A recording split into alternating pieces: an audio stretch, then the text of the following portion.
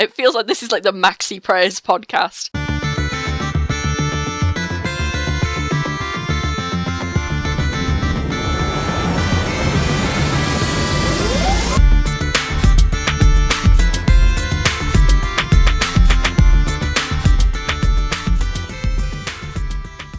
Hello and welcome to House of Bards. This is a podcast about roleplay games and all that. Yeah, but we talk a lot about like writing and stuff in role-playing games.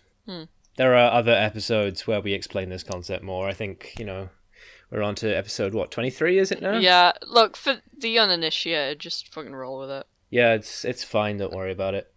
Besides, the next episode is probably going to be a weird one anyway, so don't get too used to the concept before you need to. Yeah. So, this week, fuck that, it's been a while.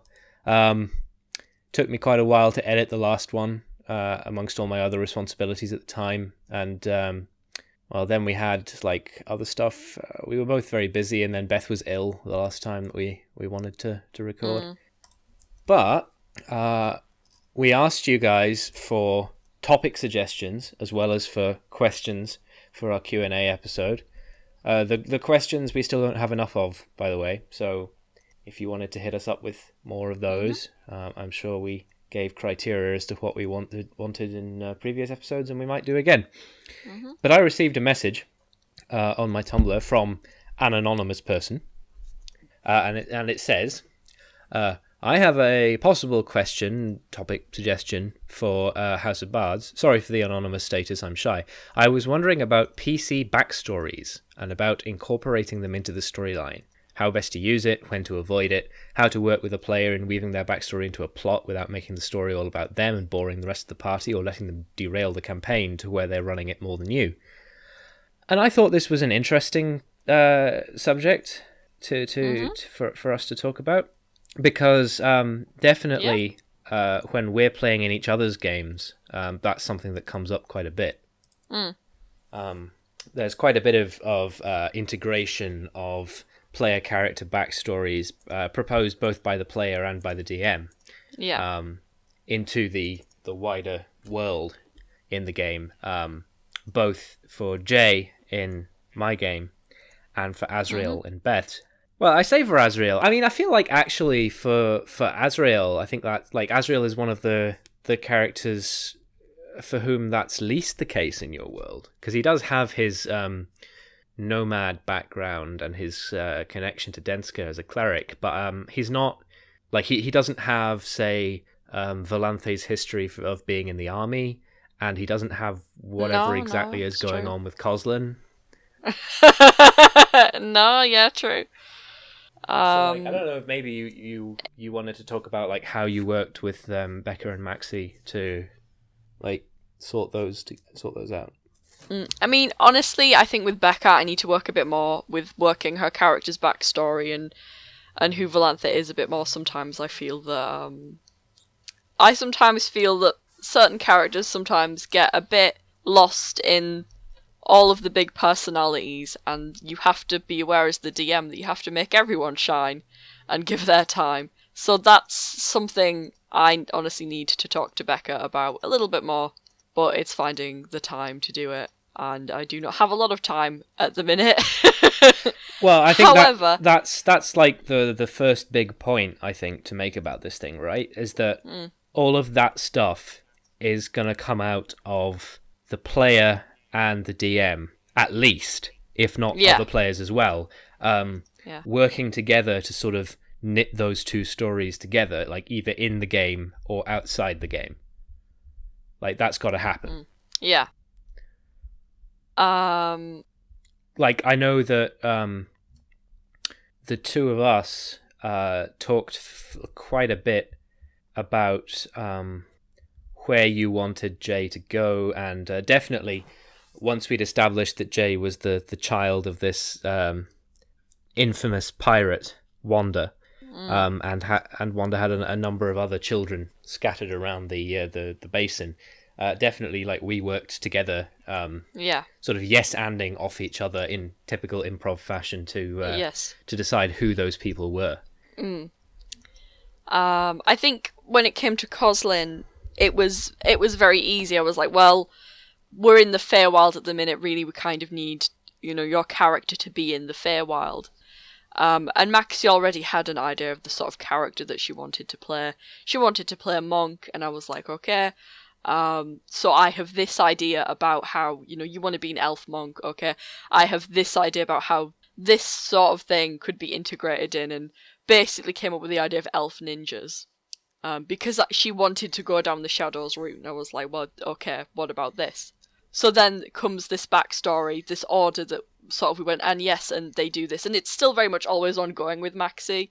I don't know if she's like this with you, but she'll always like go, so I have this idea, or I was thinking about this the other day. Yeah, no, like... she absolutely does, and actually, like, I kind of want to just shout out, I guess, yeah. like Maxie is really good at this, in terms of like coming up with expanding like ideas around her characters, but then relaying those ideas to a DM, asking, do these fit into the world, and also like making them relevant, or at least giving opportunity for the DM to make them relevant, because like I think one of the things that turns people off about characters having a lot of backstory is that quite a lot of the time, if it's been made independently, like it doesn't really have a lot of consequence within the game. Yeah. And like obviously that's a lot easier to do without DM like interaction if you're working in like an established universe. Like if you and the DM know about as much as each other about what the canon of Faerun, for example, is like, then you don't need to like really talk to one another if you're just making independent stuff. But then that means that there's not a lot that the DM can do to bring that backstory around to like come and bite the character.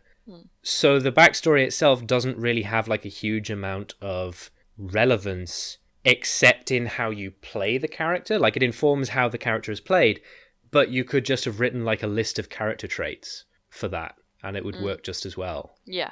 It's like how to explain this?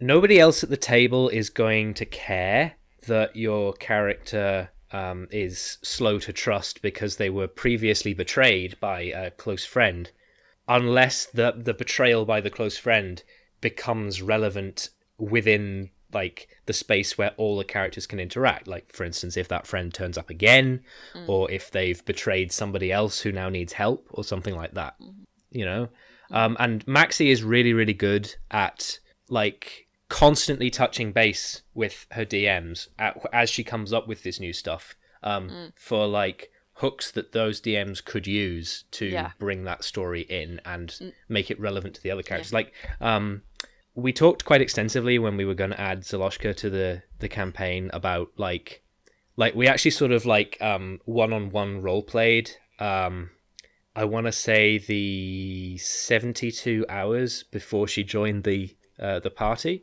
where she was just following the party. Yeah. And finding like all of the stuff that you guys had done. Yeah. And searching for clues and figuring out like where she needed to go in order to follow you. But like Zell also has like this whole huge backstory related to being an adopted tiefling daughter of a dwarvish family, and has a whole load of like prejudices and quirks related to that, but also like a much more recent history which hasn't turned up yet, but which she's given me a whole load of hooks to sort of bring in as this event, like that they're going to be aspects of her past that come back and haunt her. And I'm trying to think like what else. I did that to Becca with I Ran on Cole, right? I think yeah. Yeah.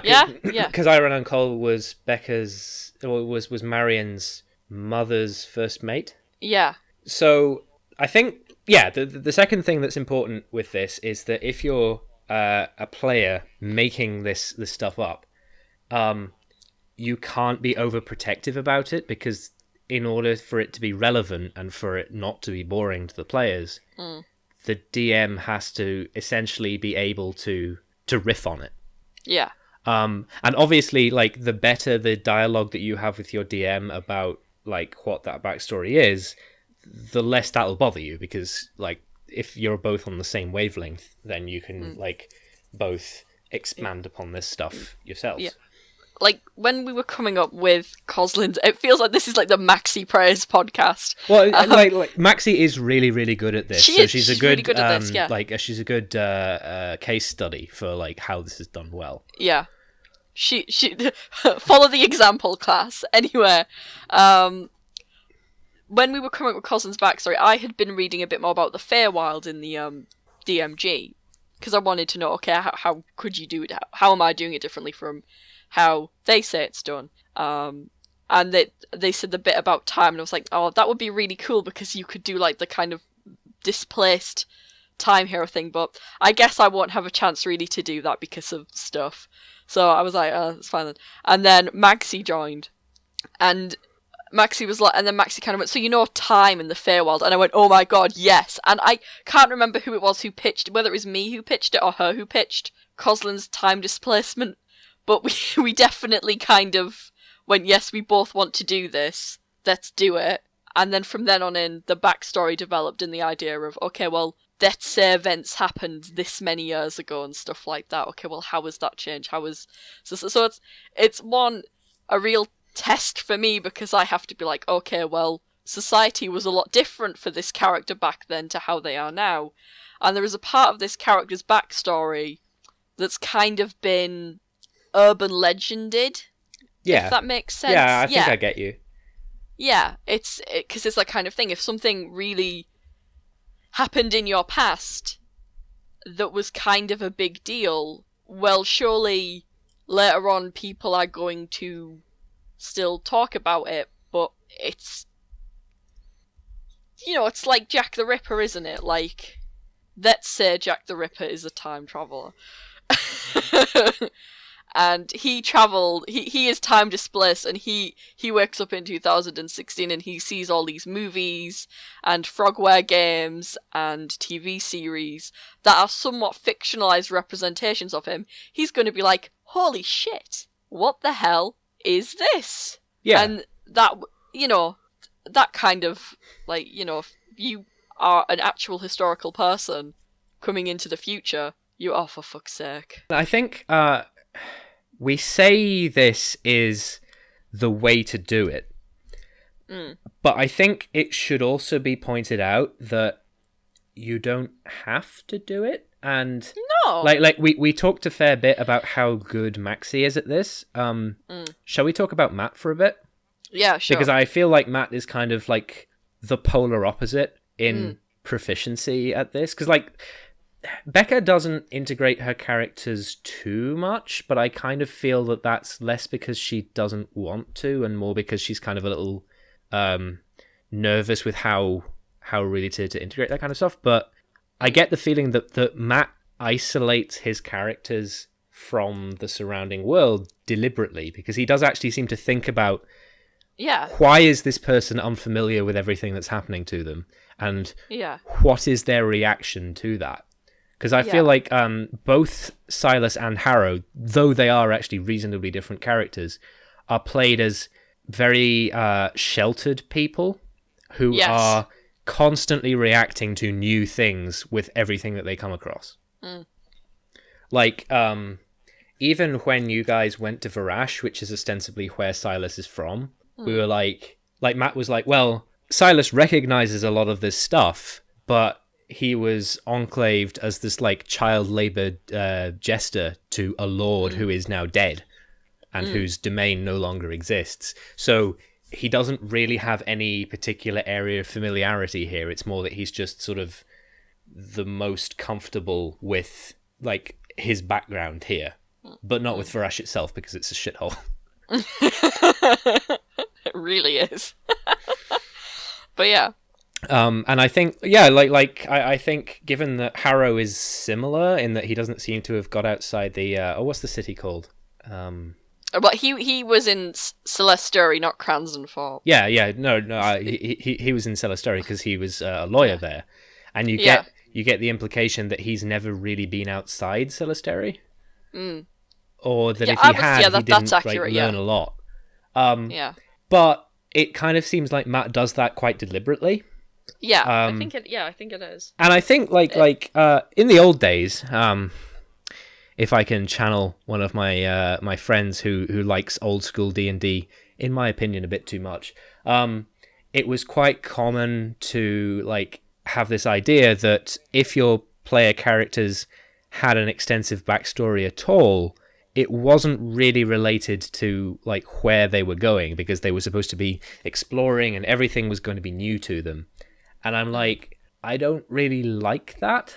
And I don't feel that it's that necessary, as long as you don't have like all the people in the campaign having the same backstory, essentially. Yeah. Because as long as there's one person who is unfamiliar with what is going on at any one time, there's always going to be a justification for like exploring the unknown and having things explained to you and stuff like that. And it doesn't have to be the same character all the time. No. So that's a justification, I think, for having like a band of diverse people, but who all have like a different backstory. Yeah.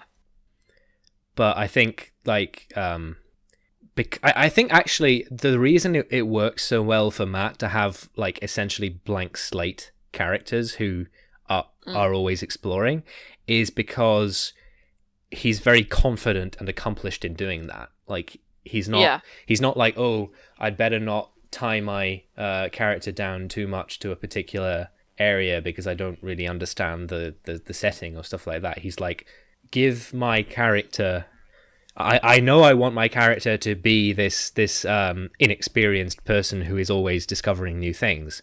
So let's define like a really, really walled garden of stuff that has to be in my character's backstory. Yeah. And I'll remember that. So it's like he remembers the stuff about his childhood, Silas does. And Harrow remembers before his accident. And he's an accomplished lawyer because that's what he was doing.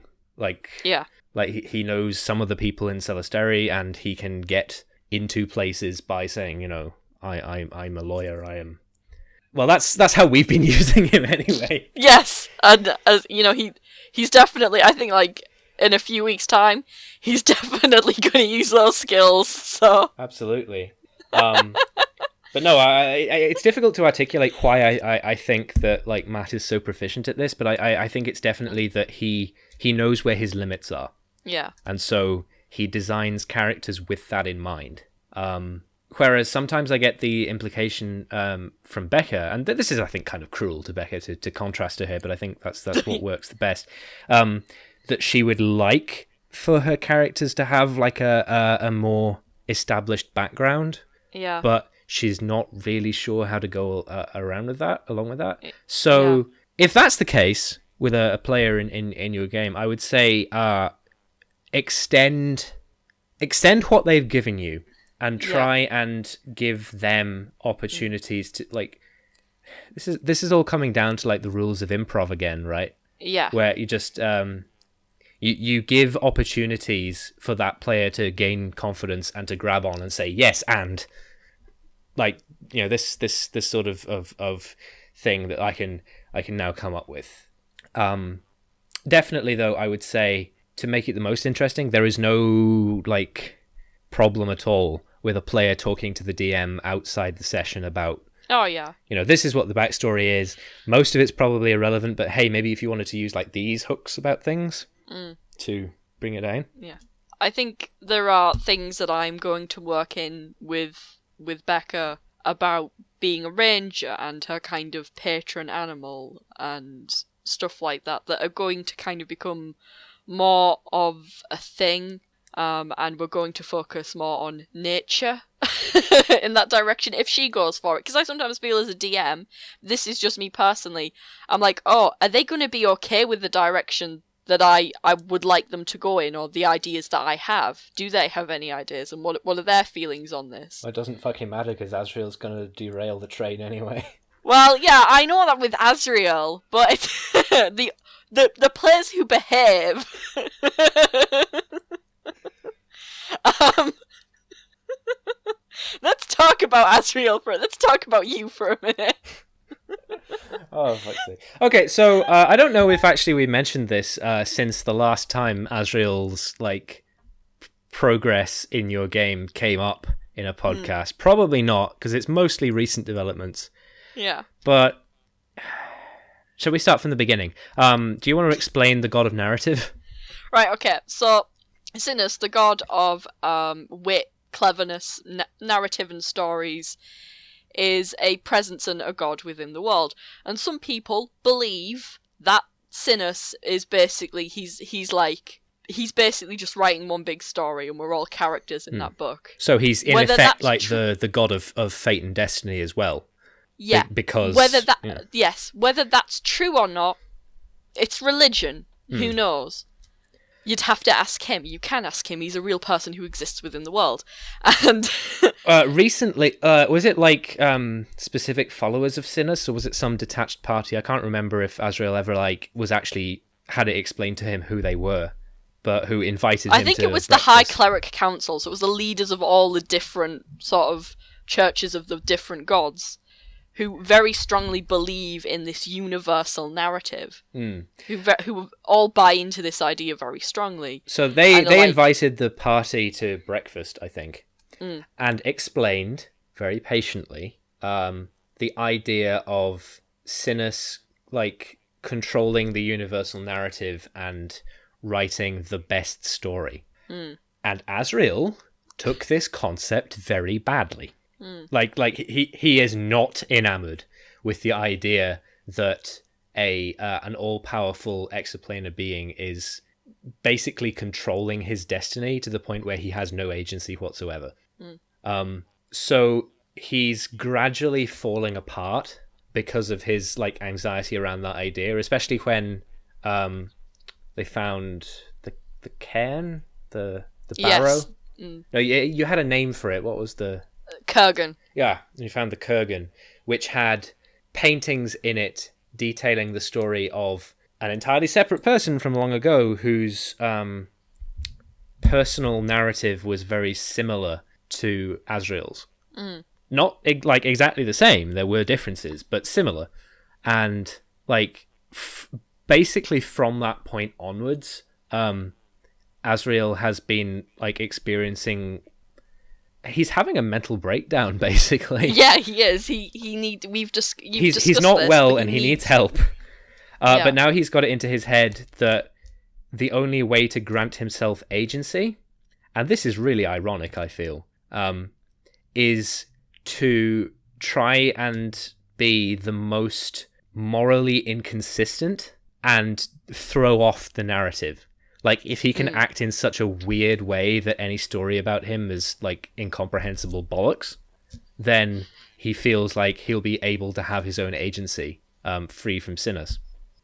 Which is ironic because it means that he's being forced to do things like knowingly commit evil acts, even though he doesn't necessarily want to commit those evil acts, in order to gain his fucked up idea of his own agency. Which isn't actually his own agency at all, because he's doing stuff he doesn't want to do. Yeah. But recently, he turned into a werewolf deliberately. They went to a big lycanthrope orgy, and he went and talked to a werewolf lady, and he was like, "Can you make me a werewolf?" And she was like, "Can you give me a child?" And he's like, "That seems a good exchange. Sure, we can probably sort that out." And then he turned into a werewolf and led a group of harpies into a peaceful orc settlement where the harpies killed a small number of children. And now he's in a hole awaiting trial for doing that. Even though he didn't actually want to do that and he feels bad about doing it, but he's like, I have to do evil things because otherwise I'm the hero of this story and I don't like my entire life is being controlled. I like how Azrael has this slight ego where he thinks obviously he's the hero. This is the I don't thing. think the idea that he could be the villain of the story has occurred to him. Like, occasionally he tries to steer himself away from it. Yeah. But definitely, like, at the moment, he thinks that he's that Sinis is trying to force him into the hero slot. But I think like he has two reasons really to have what's the word, attacks of conscience. Yeah. Like both actual conscience and wait, I'm doing too many evil things, I might become the villain. I gotta like balance this out again. To fuck with sinners. Just stay as rapidly, widely neutral as possible. But I think going and attacking the harpies that were trying to carry off children was actual conscience. Yeah, like it balances it out. He has, really, that's this. I'm doing a really bad thing, and then him trying to be like, look, Vexus, here's my thing in a kind of vague way, and Vexus being like, that's not really good enough, mate. Well, he was more like, hey, Vexus, you're a really good person, and I'm really sorry about what happened to you. But you're controlled by Sinis, so basically you're not really a person, because you don't have, like, the agency of a human being. So he's still kind of, like, fucked up, but he's really not well, and he's, like, experiencing more and more of a mental breakdown that isn't really being treated. I'd say he has PTSD, but I'm not entirely sure what the establishing trauma for that would have been. I guess it would be the Kurgan. I suppose so, but I suppose you could also link it all back down to the fact that, like, everything just ever since he got that letter from Lady M, everything has just been, like, forcing him. Definitely he doesn't like the idea that other people are controlling what he does. Yeah, so straight whether they away, be gods of narrative or just, like, powerful people. Like, he still hates, the Shadow, even though he's sort of got sidetracked by the idea that a much more powerful being is controlling him now. Yeah. But like Lady M as well, he was like, Yeah. I don't like this woman. I don't like how she's able to control me. I don't like that she apparently wants to have sex with me. Man, wait until you find out what the God of Stories wants to do to him. Does Sinis want to have sex with him as No, well? I'm joking. But that wouldn't be entirely out of character. But I feel like he was like, I'm not attracted to this woman, and given how much she's manipulated me already, I worry that she would attempt to control me in bed as well, which I'm not into. Oh dear. But definitely he needs help that he's not getting, and that has a lot of effect on what Beth had planned for how the scenarios were going to go. Well, yeah, but that's just the way it is, isn't it? Like, Yeah. I wasn't like I make fun of Alex a lot for constantly derailing everything, but honestly, it's like I feel like it was more of a surprise to you the first time at the Kurgan. yeah, Like, I I think this time you seemed kind of more ready for it. yeah, I was like, yeah, I kind of figured he might do something like this. So it's then just very realistically thinking, okay, what would I do if someone led a bunch of violent beasts Yeah. into my house and killed a bunch of my children? How would I react? I would probably want to punish that person. Yeah. And it's a pity because, like, I get the feeling that Beth is at least slightly sympathetic to what is happening to Asriel. Yeah. But none of the characters she currently controls that the party are coming into contact with have any real vested interest in giving him the help he needs, so that has to come from within the party. Yeah. Sorry, this is... And, like, basically I think it's got to come from Harrow at this point, right? It does, yeah. Because Volanthe is not sympathetic to Asriel at all. No. And I don't really think Coslin understands what's going on.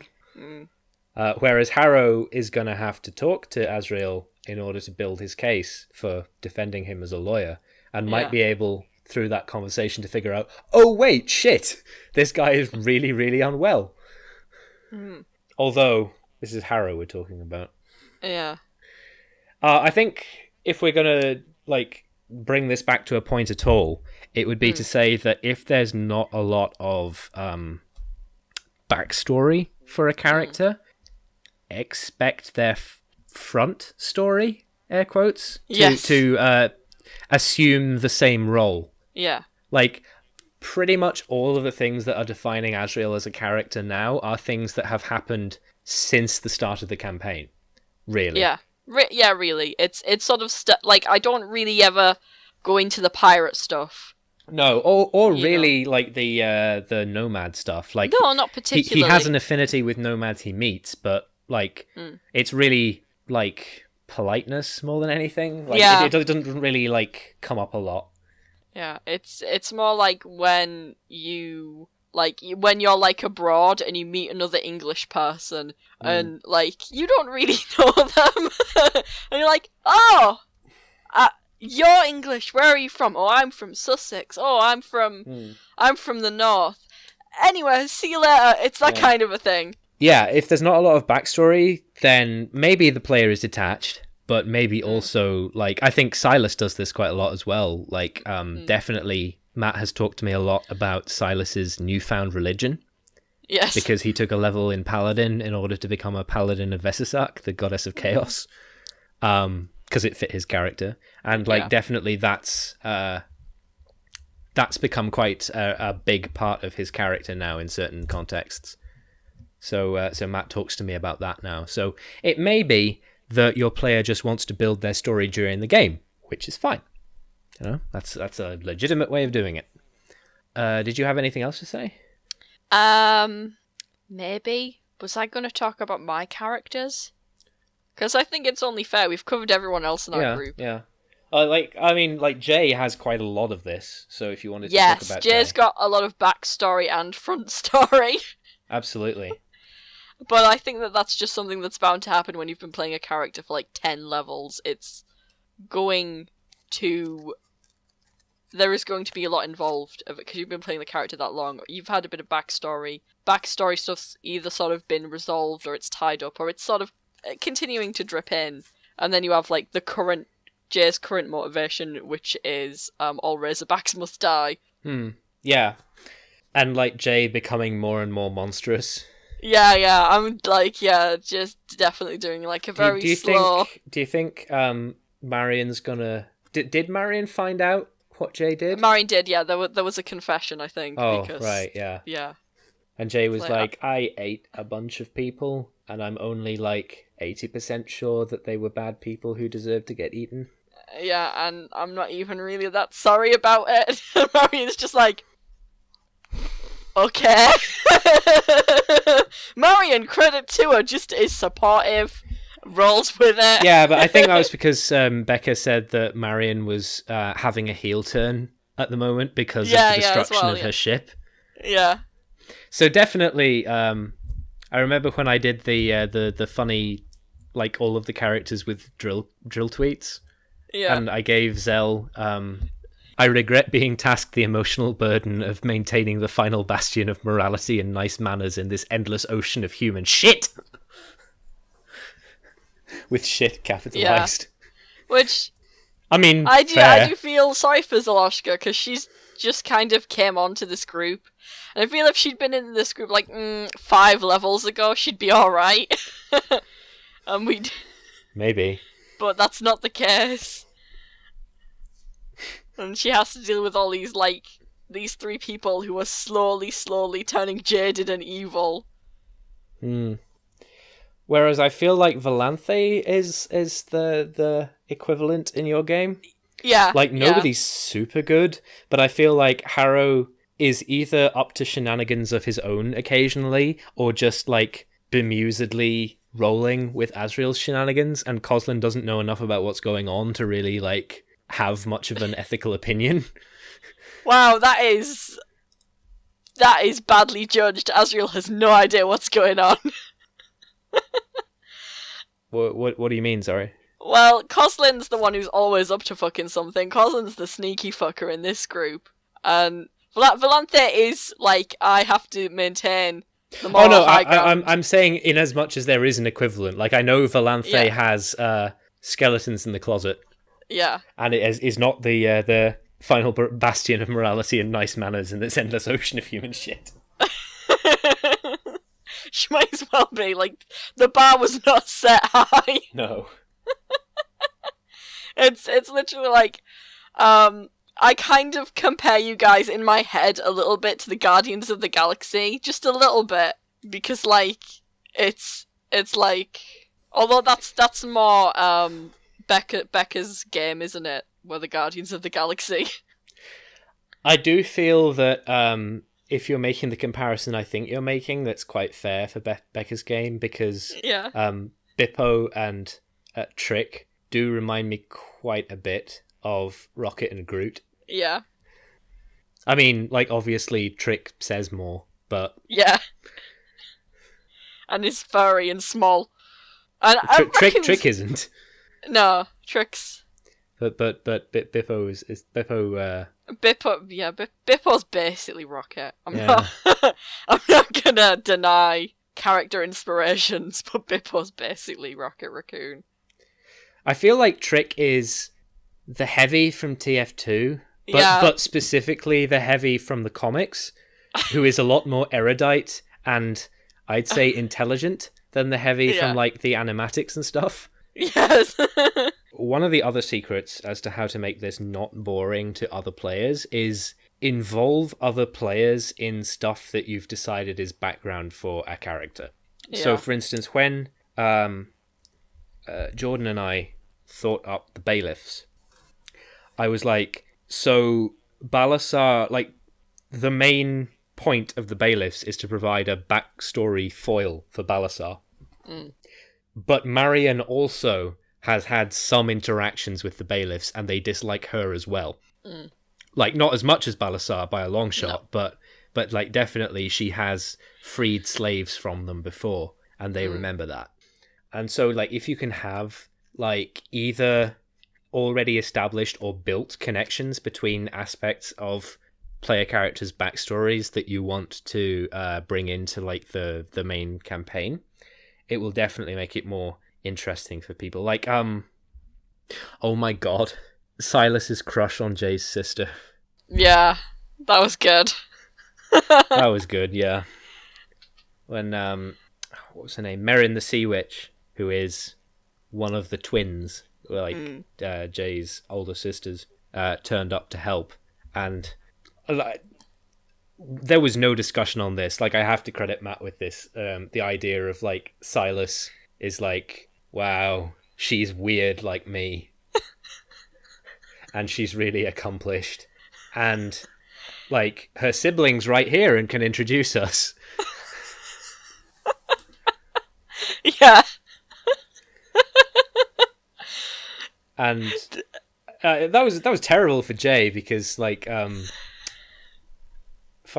there was Lyda trying to boink Peter as well. Yeah. And succeeding. And Jay was like, my siblings turn up and suddenly everyone wants to fuck them. What can we say? The Perry Eklund family are just like... I can't remember which one's which. Wanda's Eklund. Alright, so yeah, the Eklunds, if you like. They got mad game, yeah. Yeah.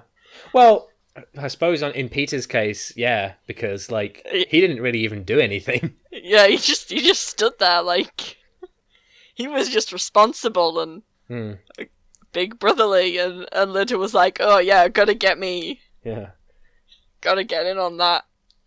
And Jay was like, no, you're a halfling, he will literally split you in half. God. And Lydia was like, that is a risk I am willing to take. Oh god. Whereas, by contrast, like, Silas's infatuation was reasonably innocent. Yeah, it was like, and yeah. Like, I think this was even before Silas was introduced to sex as a concept. Oh yeah, shit. Yeah, that was bad. I wouldn't do that again. No. Like, I think that thematically in the session came out a lot more innocent than it would actually be if it happened to a real person.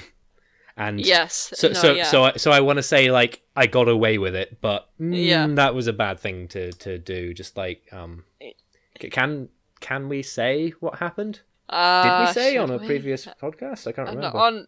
So like Silas was aware of the concept of alcohol before this happened for quite a while, and while searching for Pierre the dwarf, they stopped off in like the university in the swamp because Jay had waded into a pool that had then turned into a vat of acid, and they had downstairs problems, namely that all of the skin had peeled off their legs. So they were going to stay, like everyone was going to stay there overnight while Jay healed up.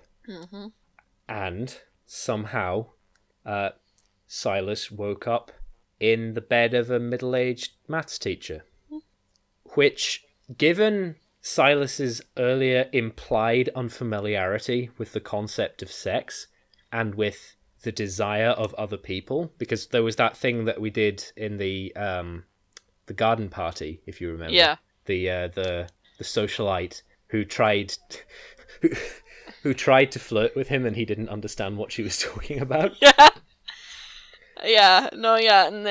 it was bad. Yeah. It was bad. Yeah, it was real bad. Like, I think everybody involved played it off very well, but that was gross, and I wouldn't do it again. Because I don't think you meant to do it. No, definitely not. Like, and we all realised, oh shit, actually no. Yeah, I think like afterwards we all realised, oh wait, Silas is was essentially clueless about this stuff. So maybe, oh dear, that is, if not something very serious, like, still reasonably uncomfortable. Yeah. And then we were like, okay, well, moving on. Yeah, it's like, we were like, okay, that happened.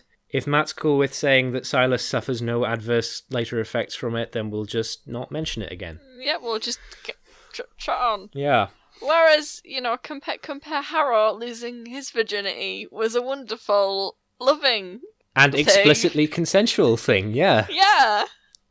Well, it's really nice with like an orgy as like background romance ambiance. I should be clear, like I'm aware that in context this makes it only slightly better, if at all, but I'm pretty sure that at the time I also made it explicit that the teacher herself was drunk.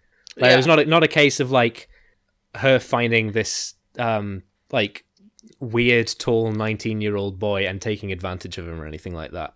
Yeah, but still, yeah, it's fucked up, and I shouldn't have done it. No, sometimes fucked up shit happens. Like occasionally you slip and that sort of stuff goes on.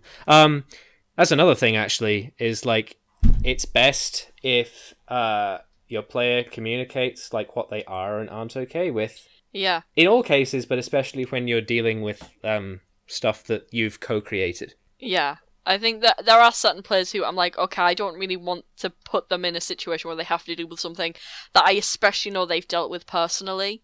Yeah, and like, obviously, I always want my players to be comfortable at the table, because I'm like, what's the... It's not worth it for like an imaginary like world that I'm like actively... Yeah. I'll give an example. So in the other game, the one I run on Tuesdays, the players are being given missions to complete by a being who communicates to them through other people. Basically, like, this being has a group of people that they've chosen and who, like, as a description, they approach the players and they look really spaced out and they look really pale. And initially, the reason that I had for why they looked very pale was because when you are possessed, air quotes, by this being, you feel compelled, either as an act of reverence or as an act of rebellion, I hadn't quite decided which, to like carve a symbol pertaining to that being onto some part of your body. And like that was why they looked pale, was because if this had been done recently, they were like having issues with blood loss, basically. Or with just being, kind of sick because it's kind of fucked up, like carving something into your own flesh. And I think this player picked up on what was about to happen and asked for a description of these people as they approached, and was like, "Can I ask a question so as to gather more information and also to highlight something that I'm not cool with?" And I'm like, "Yeah." And he's like, "Do they? You know how you said they look pale? Do they look like they've self-harmed?" And obviously, I immediately picked up. Okay, that's not going to work. Let's Yeah. So I immediately, seamlessly, I'd like to say, switched tack and was like, no, they don't. And then in the back internally, I changed it to because it was already established. This is a fairly extreme thing to have your mind taken over by this vaguely omnipresent being. It just makes you ill. That's why you look pale. It makes you sick because some of your bodily processes are having to run a bit more manually than they otherwise might because something is occupying your mind a bit. So it's just you get sick. Yeah. Yeah, and there are definitely where I'm like, okay, I don't necessarily want to put them in a position where either they have to deal with that on a personal level from that character, or it's quite a big, heavy part of the plot. And if it is going to be a big, heavy part of the plot, make it sympathetic, if that makes sense. Mm-hmm. Make it like, oh, this isn't a fucked up thing that happens, lol. It's more like a, if you're going to include the fucked up thing and a player has made it clear that they consider it a fucked up thing, run with it being a fucked up thing if you're going to keep it in. Yeah. If they're like, it's fine if it's portrayed as being a horrible thing, and you were kind of going to portray it as a horrible thing anyway, but you weren't going to give it much attention, be like, okay, well, it is a horrible thing, and people are horrified by it. Yeah. Whereas then there's the flip side of that, where there are players who are like, so I'm going to pitch that, where I was like, so to Maxie, for example, I was like, she's like, hey, is this what training for the Nightingales was like? And I was like, no, that's more of the Rangers thing. It's more like a kind of Hunger Games situation with you guys. And she went, that's messed up. I love it. Here's how it went down. And I was like, fantastic. Oh, yeah. Most people wouldn't be cool with the idea of children murdering each other, but Maxie and me, we're all for it. I mean, not in real life. Yeah, obviously. I was going to say, I feel like Maxie is not okay with the idea of children murdering each other. Not okay with the idea of children murdering each other. But having started from the position that Coslin has had a fucked up life, adding more fucked up things to it is not really a problem. Definitely that's the way to go. And to be honest, I would say look up the basics of improv. Because we keep coming back to all the stuff which is rules that I've heard before, and it's stuff like yes and no pimping. So don't put the other person in a position where all the attention is on them to do something that they haven't previously agreed to do. I'm trying to figure out how that would really manifest in role-playing games, but it's don't spring things on people. Give them an out. Yeah. And continue building. If there's one person who's doing all the creating and one person who's just ratifying it, that's not really going to go anywhere. Which might be fine if you're playing that kind of character. You can get away with that, but then you're not really playing the kind of character whose backstory weaves into the campaign at large. Which is what we're talking about. So obviously it makes sense that we would discourage that in this particular context. I think something I want to mention related to this context, just because it's on my mind recently, is Traveller. I feel like I've talked about Traveller's character creation system on the podcast before, although maybe I just intended to. But in my opinion, Traveller is really, really good at working the backstories of the characters into the mechanics of the game. Because the way it works in Traveller, and unfortunately I can't grab my my source book from here, but the way it works is you start with very, very, very few things. You start with your stats and your homeworld. And from there, you take You start at age 18 and you take blocks of history, as in, this is your character's backstory so far. And the blocks are 4 years long, and you can do things like try to get into the military, and if you get into the military, then you spend 4 years in the military, or and then you get discharged, or you carry on in the military and stuff like that, or you can have been a security guard, or a drifter, or like an explorer, or something, and you keep doing those and getting more and more like bonuses and rewards and stuff. And when you decide to stop, you're like, okay, now your character is this old and has these things, and that's where you start from. And Mongoose Traveler, which is the version that I run, has a mechanic that I haven't really used, where other players can, during somebody's career building, say, let's do a crossover here. This is where this character first met my character. And yeah, one helped the other out with something because it makes sense at this particular point. And it the thing I really like about that is that it builds these. Well, first of all, something I think is cool is that it means that characters in Traveller are generally significantly older than characters in other systems. Like quite a lot when you play D&D, you have like all of these adventurers who, like, the two ages you could be are either 18 or like 70 if somebody's playing like a gimmick old-aged character. But like otherwise everyone is like this fresh-faced young adult who doesn't know shit. And it's kind of... which is... Yeah.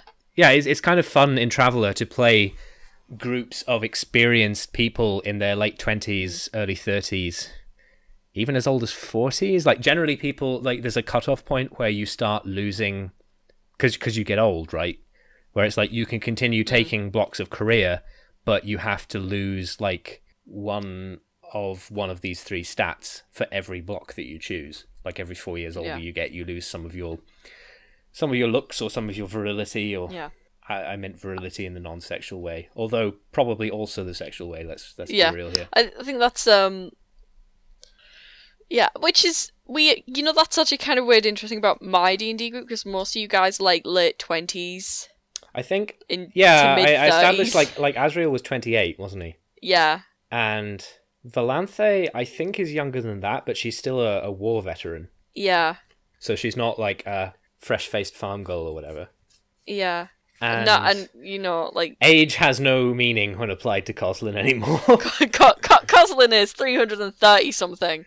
Yeah. So, yeah. And I don't actually know how old Harrow is. Harrow's around the same age as Valanthe, I think. Oh, okay. They're not young. We're not really not like fresh-faced youngsters. Not really, no. Like, they all had stuff that they were doing beforehand. Yeah. Yeah. Which I... No, that's cool. That is cool. Yeah, no, I think that's just... Weirdly, it was one of the themes I wanted to do with my story, and you guys all seem to pick up on it really well. You guys didn't want to play fresh-faced youngsters. You wanted to play people with experience or a bit of worldliness to you, and when the opportunity came along, oh, you could have been doing this. Which bit is how Valanthe ended up being an army veteran. She was like, oh yeah, no, that actually sounds pretty good. Yeah, that's what I want to be. That's, you know, I want to play this class. Okay, well, you would be doing either one of these few things. Oh, that sounds pretty good, actually, yeah. So... I think I was like, I want Asriel to be grumpy, but not like... if he's too edgy for you, then I want him to have sort of like fallen into a rut of that instead of just like acting out because he's like 17 or whatever. Yeah. Like, definitely there was the potential, I think, even at the start, for Asriel to just become, like, actually just an unpleasant person, but there was, like, the idea of, you know, he's been doing this for a while. It's not just that he's got it into his head that, like, he knows everything and that the world is shit and rah, rah, rah, rah, rah, angst. Yeah. It's more that just, like, you know, he's jaded now, so he's got to be, like, 10 years older than he would otherwise be. Yeah. Like, yes, Asriel, if he were 18, would be really annoying. But also, Asriel, if he were 18, wouldn't have witnessed all the horrendous things that he witnessed, because I think they all happened when he was about 19. I think so. I'm not sure. Yeah. I think we have it on, like, a 10-year time scale that... Yeah, the genocide of his people happened. Definitely, I remember at some point we did sit down and work it out. Yeah. Like we do talk about like the stuff like that, especially when you and I talk about the Eklunds. Yes. And I'm like, I want to include one of the Eklunds in something that I'm doing. So like, I try not to make them all turn up at once. And I think like we've got better in how we how we deal with that, because I struck out entirely on my own with Samir because I wanted you to have like Jay's reaction. Yeah. So like it was obvious that Samir had to be younger than Jay so that Jay wouldn't know about him. Yeah. But then after that, it was like, okay, all of the others are older than Jay. So, well, no, that's not true, actually. Octavia is younger than Jay, but Jay was vaguely aware of... No, Jay was not aware of Octavia, actually. It's just you were. Like, Octavia was planned, let's say. Yeah. Whereas, I'm trying to think, like, who the ones we haven't seen yet are. It's, Merrin's twin sister, yes, Tara. Tara, we haven't seen Tara. We've heard of her. Although, I think Maxie and I planned the idea that Zell might have met Tara. Oh, okay. Like, in a very brief period before Zell went off to be a paladin and an unfortunate thing happened. Right. Like, yeah, only very briefly, and like when Tara was coming in on a ship she was protecting. Yeah. Something like that. There's Tara, and there's the Zevran Aranai one. Yeah, the Zevran XP one, the kind of Aramis, that's him. Aramis, who is the second child, so the first half elf. Yeah. Because Peter's a human. Yeah. But everyone else is a half elf because Wanda has a type, and then of course there's Wanda herself. But man, like I really want to include Wanda at some point, but I do worry that we've like built her up, built the legend up too big, and the woman wouldn't measure up. See that's the thing as well. Maxie has a character in their past, and I know I'm going to have to play them imminently. And my God, I want to nail that character right on. Like there's a bunch of people in Zaloshka's past who like at some point I would have to play, and most of them. I think like I could reasonably well pull off as long as I studied the conversation that we'd had before. But there's a villain in Maxie's past and also a close friend to whom something horrible has happened. And I'm like, I've got to play these just the right way. And definitely the villain's got to be like a villain. Because this character is really, really important to what went wrong with Zaloshka, so he can't just be like a 2-bit villain who shows up once and was not really considered very important. Yeah. Like, again, that's the thing as well. This guy has to be, like... I'm trying to think of a good example. And I kind of can't think of a very good example, but a character who... perhaps Coslin has complicated feelings over. Oh yes, I remember this character's existence being implied. Yeah. Before. And a character who has complicated feelings about Coslin as well, but is kind of a really fucking awful person. Like they're an actual villain. So. Yeah, like given the way that Maxie played it off as affecting Coslin when that stuff came up in the Feywild, I was kind of like, man. I'm really glad that Azrael probably doesn't give a shit about this. Because it seems complicated. Yeah. And I think that's... We were talking about how to, make other characters care about backstories. It's like, make the players care. Make the players want to find out more about this sort of thing. Because I would hope you're all interested in Coslin's backstory, because it's going to be a big deal. Azrael isn't, but I am. Yeah, Like, everyone is going to have that, like... If the first arc, the first big quest line is about you getting the foundation of the scope of the thing you're dealing with, the next one is about everyone's pasts converging and coming to bite them in the arse. Oh yeah, absolutely. Like I have names for all the little mini arcs in my head. And the next one is called The Course of True Love Never Did Run Smooth. Yes, so I think we've kind of reached the end of this episode. I kind of feel we have. My voice is getting very hoarse, and I Yes, imagine that your so- head is probably hurting. Yes, so in conclusion, it is important that there's a good dialogue between DM and players. If like a summation of the rules of improv, as I understand them, is available online, I might put that in the description. Because I think definitely what I've learned from this episode is that those are very, very similar to the rules that you kind of have to follow when doing this kind of thing, if that makes sense. So it would be good, I think, to read those. Just to kind of see about how you can have that kind of relationship between a player trying to work backstory into like a game and a DM who wants player characters to be engaged. Housekeeping. So this this topic, as I mentioned at the start, was submitted by a fan. Well, someone I presume is a fan. Maybe they hate the podcast, but I don't feel that they probably wouldn't have gone to all the trouble of typing out this suggestion if they did. We love getting those. It's always good to have more stuff in the tank. Beth has suggested a topic which we might do next episode. Recently to me, like we were just talking before we started recording this one about a topic that I think is very interesting. Alternatively, there's other stuff in the tank. To be honest, we should probably stop putting off the complicated episodes. We still want to do the stories episode. The Q&A episode is legitimately held up behind questions, so we have received some questions. But again, if you can submit more questions for us about anything, like about something that you want to hear about, obviously, submit to us any questions about role-playing that you have, because if we consider it a topic with enough material in it, we can do it as an episode, and if we don't, then we can answer it during the Q&A episode, offhandedly. That'll be fine. So it'll get answered one way or another, unless it's obscene or we just can't answer it. But ask us about our games, ask us about general writing. I've heard that some people really like the podcast just for that.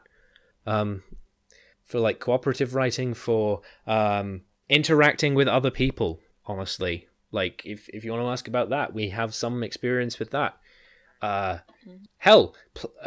Playing games, playing tabletop RPGs remotely, we have experience with that. Skype is good program. Fun fact, the two of us have never met in person. No. Never ever. No. So yeah, definitely, you say Skype is good for that. Skype can be used for that. If you and your group are already sorted out with, I don't know, I can't remember what the alternative is called, but it's probably better,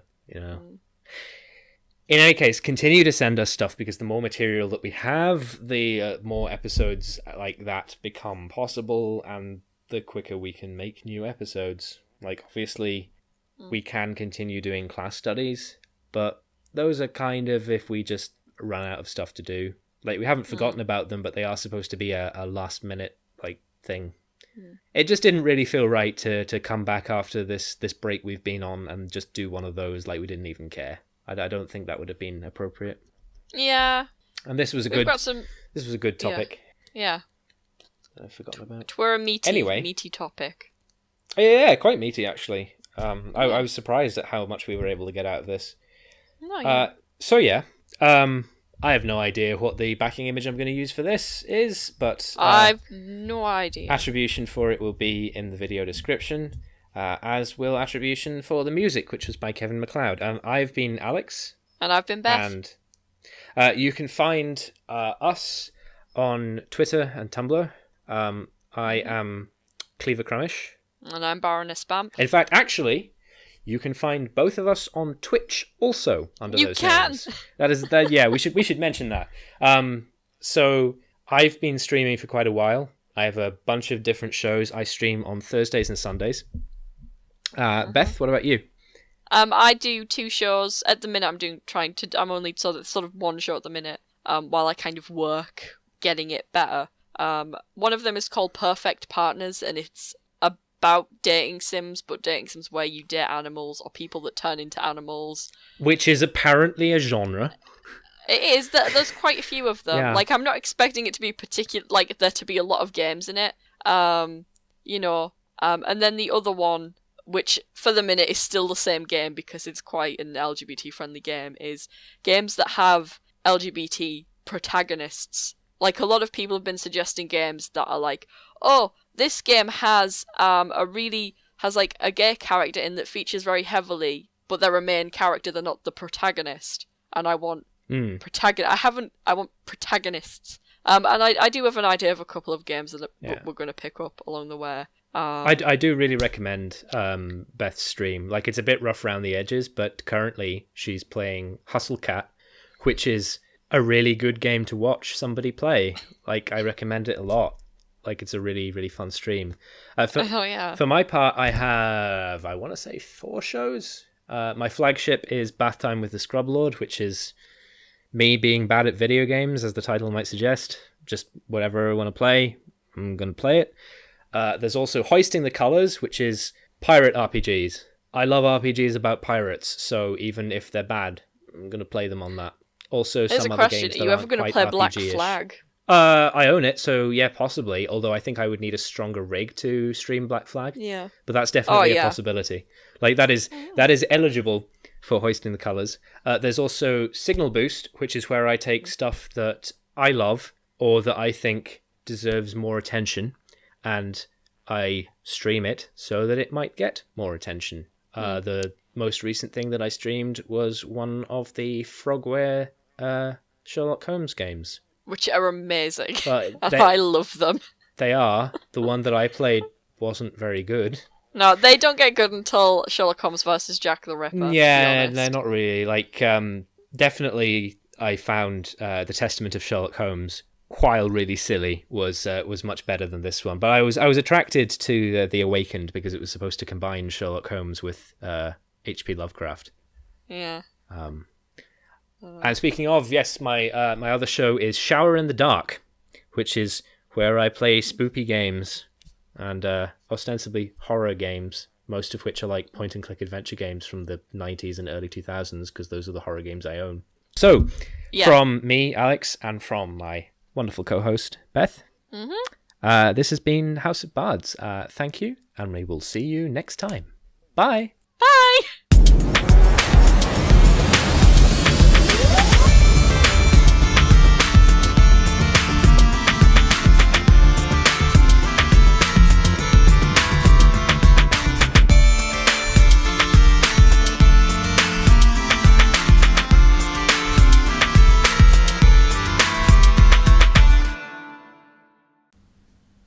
Hi, I'm Alex. You may know me from such podcast moments as talking over Beth and then later editing it to appear that I did not do that out of guilt, and that goddamn weird tangent about Robot Wars from the end of episode 17.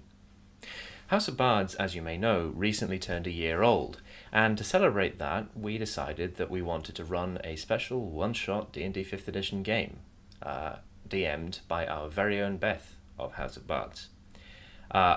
I'm really excited about this game. Beth has come up with an amazing one-shot scenario set in an alternate universe of her 2-Earth setting, based on DC Comics' Suicide Squad. But in order to carry this off, we do need some volunteers, I guess.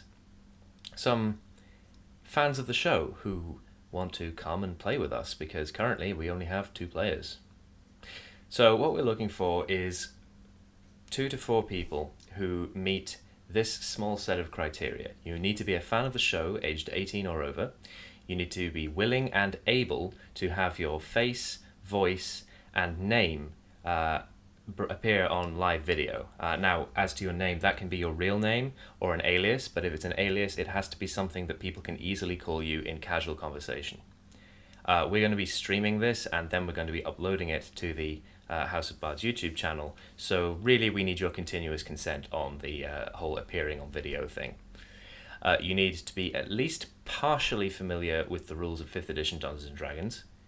And you need a Skype account and possibly a Google account. Skype is not that good for like group video calling, so we might decide to use Google Hangouts or some other non-bad software. You need to be free on Wednesdays, Thursdays, Saturdays or Sundays between 7 p.m. and midnight Greenwich Mean Time. When exactly we're going to be running this is going to depend on the people who eventually end up getting into the game. And unfortunately, though it's very sad, we do reserve the right to reject your application if your schedule just isn't compatible with the rest of the people we've got in already. If that sounds like you, then please send me an email at this address down here. That will also be posted in the description.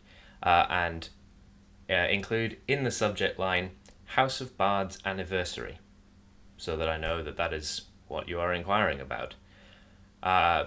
If you can provide as much of the information that I just asked for as possible, that would make my job a lot more helpful. But yeah, let's see how it goes. I think it's going to be a really great game if we can get some people in for it. So from me and from Beth, bye bye.